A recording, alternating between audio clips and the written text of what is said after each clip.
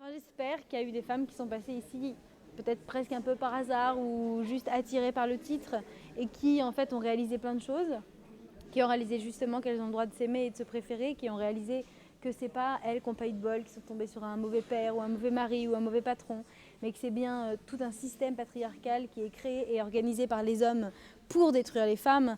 Un système très rodé, très porté par chaque homme, dont chaque homme est bénéficiaire, qu'il soit conscient ou non, et que ce soit à plus ou moins grand niveau. Mais j'espère en tout cas qu'elles auront vu qu'elles sont dans un système global, qu'elles ne sont pas seules, qu'on est beaucoup, et qu'il y a une chance de s'en sortir, c'est d'être ensemble et de résister. Voilà ce que j'attends de cette... Puis j'attends aussi que toutes ces artistes superbes qui se sont rencontrées puissent continuer à se voir et faire plein de choses ensemble, avoir un réseau d'artistes qui travaillent ensemble sans les moyens des Golek et sans leur censure systématique et sans leur violence. Ça, c'est très important aussi.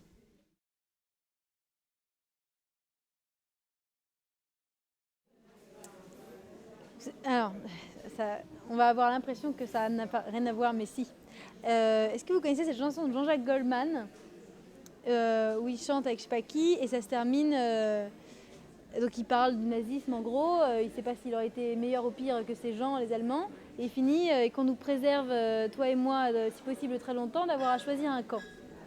La chanson fumisterie.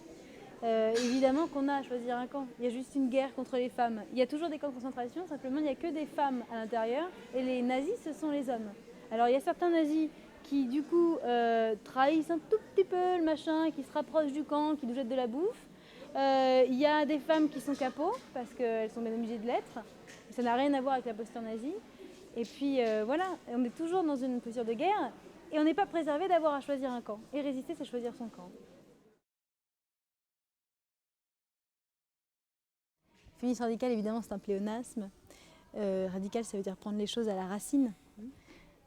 Simplement, lorsqu'il y a beaucoup d'associations qui se disent féministes et qui, en fait, entendent prendre le monde tel qu'il est, le garder tel qu'il est et faire quelques petits arrangements. C'est-à-dire, s'il te plaît, si tu pouvais éventuellement ne pas me violer, voilà. Puis je voudrais gagner un peu plus de thunes si possible. Nous, on a juste envie de tout mettre à plat et de tout recommencer, vraiment à zéro, de rien garder de leur fonctionnement, mais même nous, dans notre militance, de ne pas garder des fonctionnements d'associations qui fonctionnent comme le patriarcat, c'est-à-dire avec une hiérarchie pyramidale et de la cooptation et beaucoup de violence et beaucoup de dévalorisation. Voilà.